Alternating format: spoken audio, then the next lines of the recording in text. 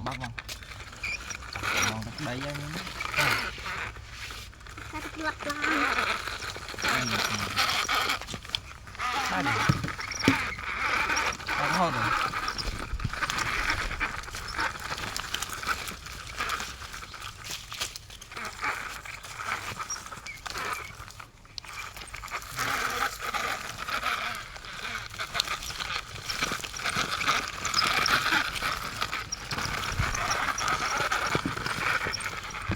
chẳng có lúc mình chẳng lấy nhỉ